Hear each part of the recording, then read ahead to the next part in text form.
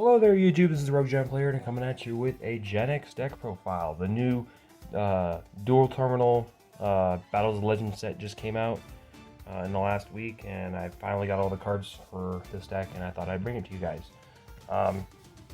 Genex is one of those archetypes that has a lot of monsters, but not a whole lot of, but no spells. But they have like very, very few cards that were actually ever meta relevant.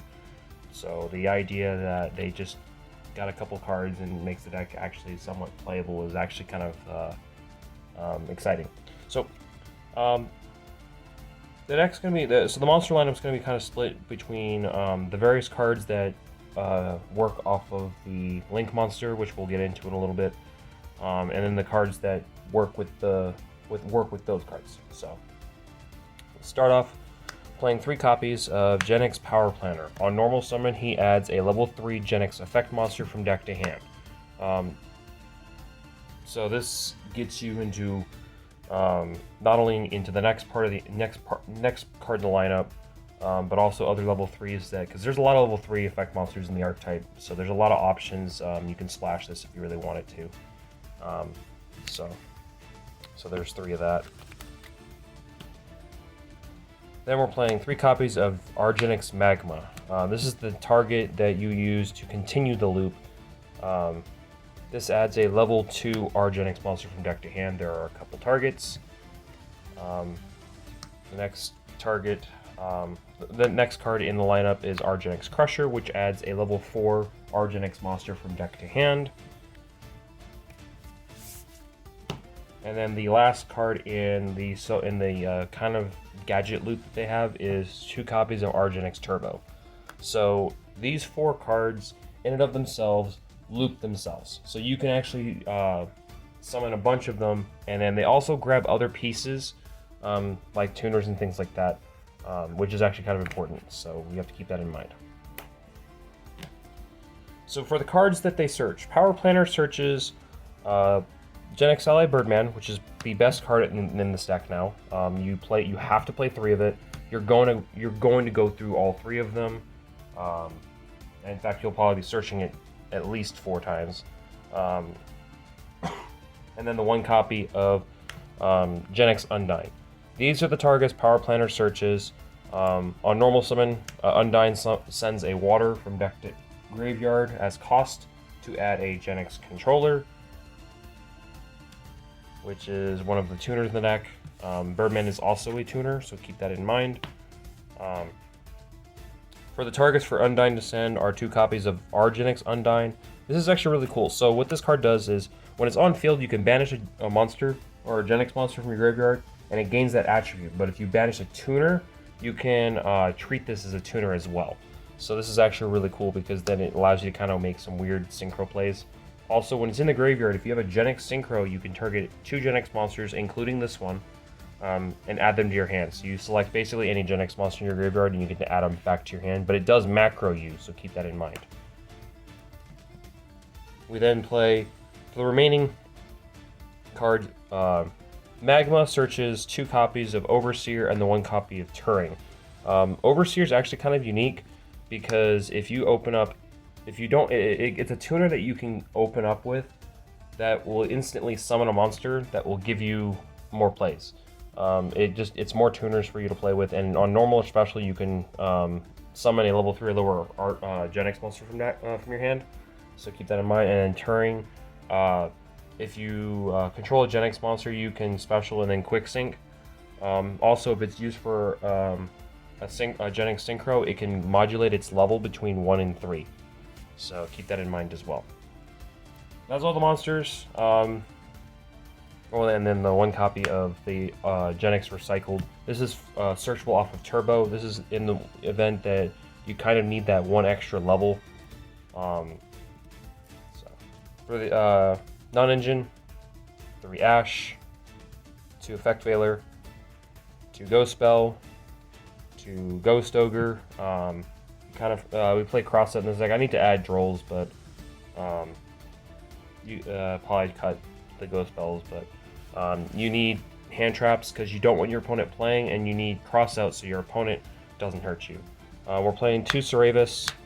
This card basically says we want to protect our monsters. There's one card in this entire deck that if your opponent ever disrupts it, you basically die.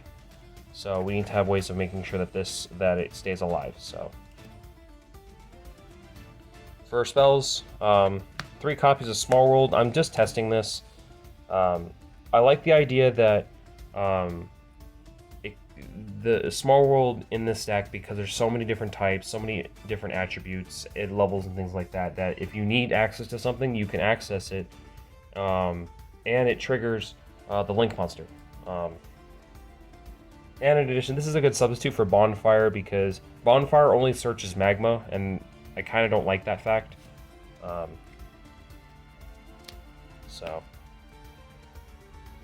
3 copies of Crossout Designator, along with 1 Called by the Grave to round off our spells. We need these. These are necessary in order to protect ourselves from shenanigans that would stop us, because literally we live and die by the normal summon. And then 3 copies of Infinite Impermanence, because it is the best hand trap in the game. The extra deck. So, to start off, 2 copies of Repair Genex Controller. What this card does, so it requires a level 4 or lower Genex monster for Link Summon. It is a Link 1. When it is summoned, when it's Link Summon, you can add a Genex monster from graveyard to hand.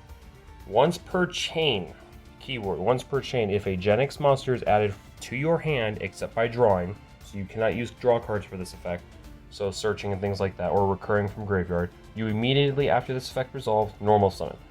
The catch is you are locked into Synchro monsters the entire turn, and they must use Genex tuners as material. So this card lives and dies. If your opponent disrupts it, you are screwed. And then the one Genex Synchro that we are playing is the Arms of Genex Return 0. This is a very broken card.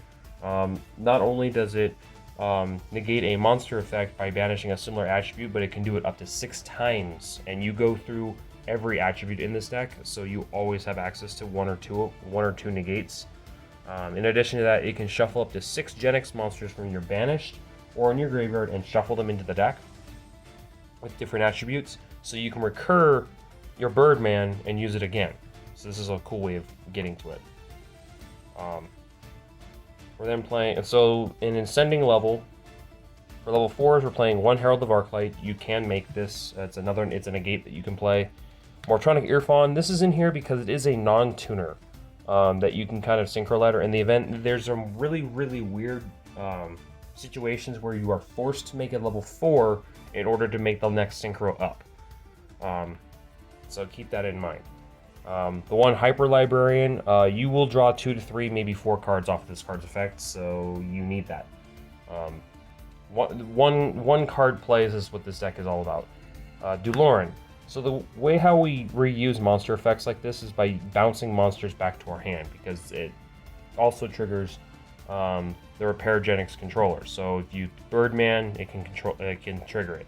Duloran, you can bounce a bunch of the searchers and trigger the controller again, and you can just keep normal summoning. That's how you generate an advantage. But you do have to go through Genex Undyne to get to it, so keep that in mind. We are then playing the 1 Ancient Fairy. Sometimes you have to make a level 7. This is cool because it can special a monster from hand. Synchro Stardust, 1 Dragite, Cyframe Lord Omega. This is mainly for a hand loop that takes 3 cards out of your opponent's hand if you end up playing it. And Dragite's an Omni Negate, and you send a water to graveyard, so you can always have it set up. And then for kind of like the stupid high levels, the 1 Trishula, you will make it. Dispatter to recur the Omega or recur anything you need. Chenying, a generic level 10. And then 1 Crimson Dragon, because if you summon, sometimes you can summon Dispatter off of its effect, which is pretty cool. So being able to just go into this guy and then immediately go Crimson Dragon to bring a Dispatter, you have monsters on board you can use. So keep that in mind. So that's the deck, guys. It is kind of unique. It's not like super meta relevant. I mean, the card basically dies to any form of interaction if it goes through. So just keep that in mind.